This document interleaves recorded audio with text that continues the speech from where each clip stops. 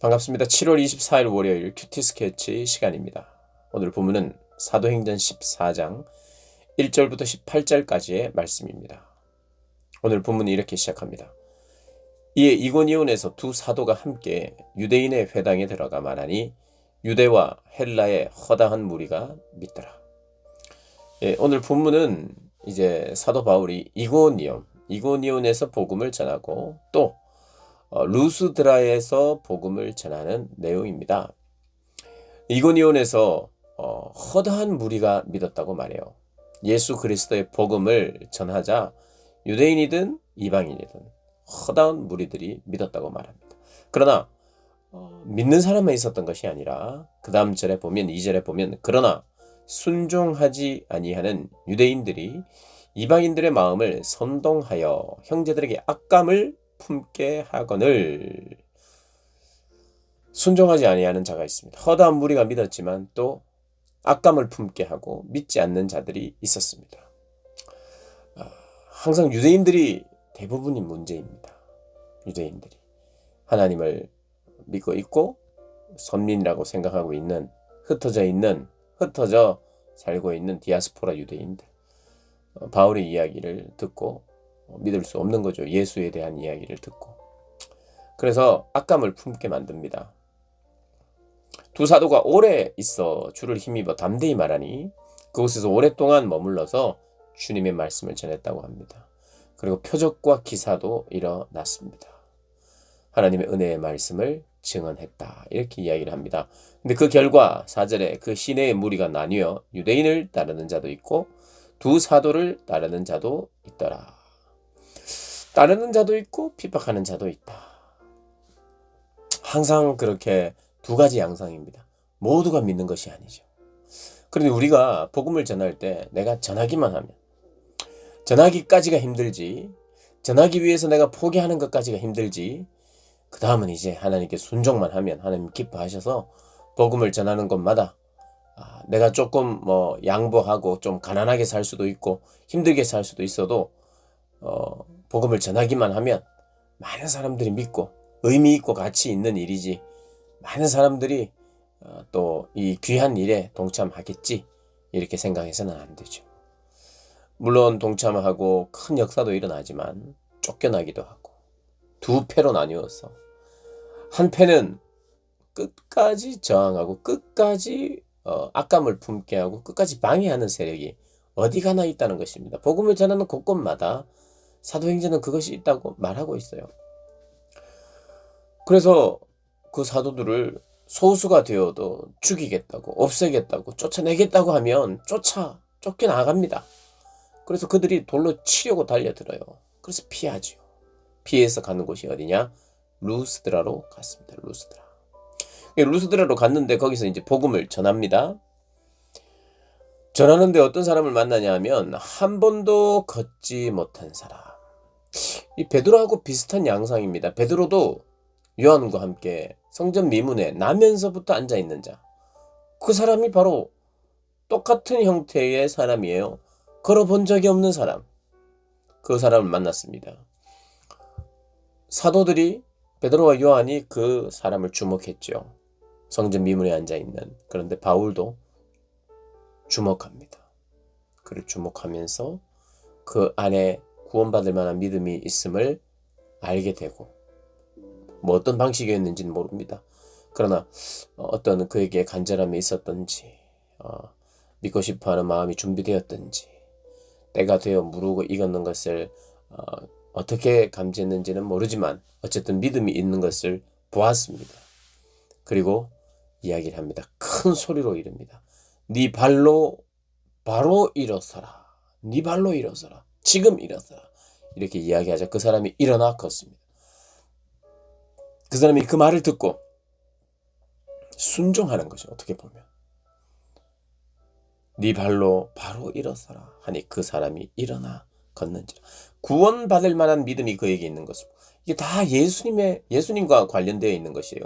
구원이 누구 때문에 가능해집니까? 예수 그리스도 이름을 믿는 자들에게. 그러니까 구원받을 만한 믿음이 있다는 것은 예수를 믿을 만한 게 있다는 것이고, 예수를 아마 들었는지 어쨌든 믿음이 있어서 그를 일으킵니다.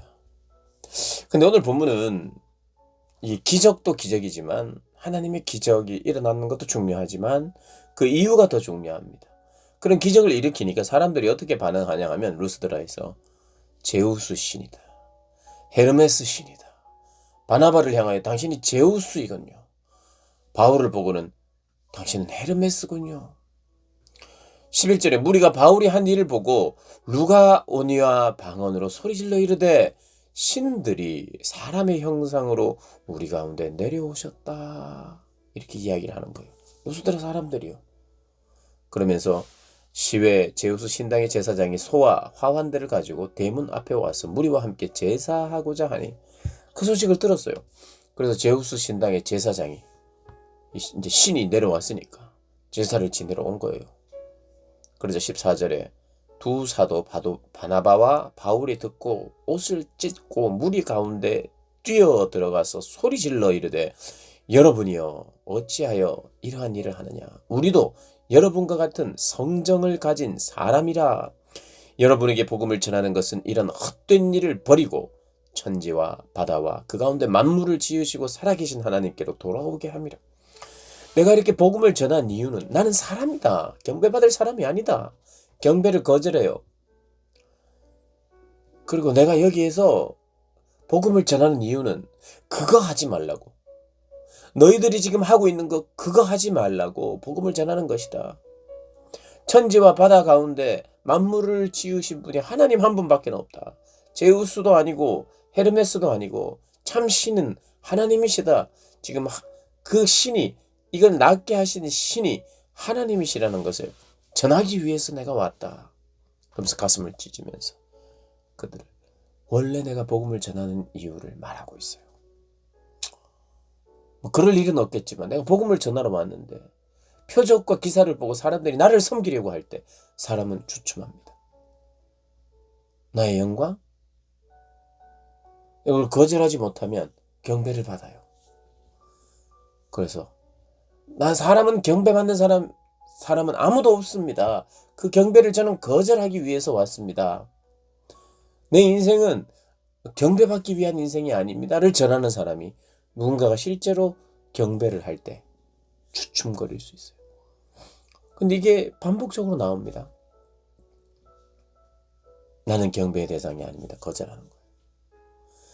그러니까 이 기독교인의 삶 속에 사역자들의 삶 속에 항상 있는 것이 뭐냐면 고난입니다. 고난은 어떻게 해야 됩니까? 이겨내야 돼요. 고난은 극복해야 됩니다. 고난을 없애달라고도 기도할 수 있어요. 그리고 그 고난은 일부 하나님께서 또 때로는 없애주실 수도 있어요. 우리가 힘들 때. 그러나 하나님은 대부분 고난을 견디게 하세요. 극복하게 하십니다. 그러니 고난은 이겨내야 되는 겁니다. 우리가 극복해야 돼요. 극복함으로 이겨내는 거예요. 그런데 사역자에게, 그리스도인에게 칭송도 있습니다. 핍박과 비방만 있는 것이 아니라 핍박과 비방도 분명히 있지만 칭송도 있고 경배하려고 하는 사람도 있어요. 지난번에도 한번 말씀드렸습니다만 사도들은 두 가지를 잘해야 되는 사람입니다. 거절을 잘해야 돼. 자기를 섬기려고 하는 사람들은 거절을 하는 것. 내가 경배받기를 거절하는 것. 그리고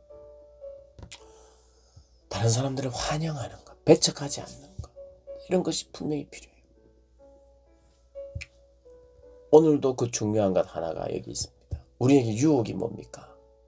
유혹은 단지 내가 저 돈을 훔치고 싶다는 이런 유혹,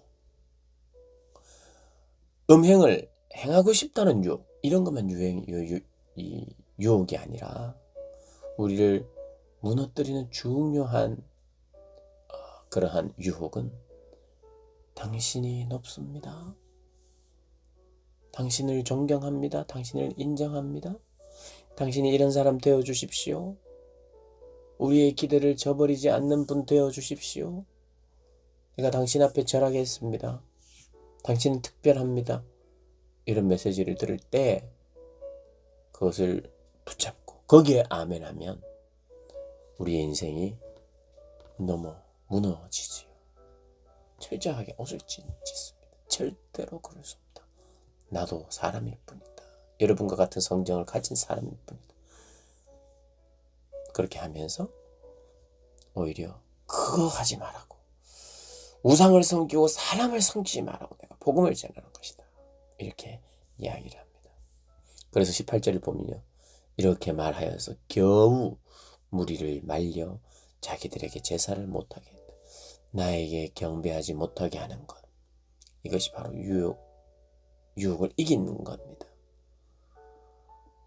이런 유혹이 우리에게 있을 수 있어요. 그리고 이것을 우리가 추구할 수 있습니다. 그런데 우리가 그것을 추구할 때 실제로 복음의 능력은 사라지고 우리의 삶도 망가집니다.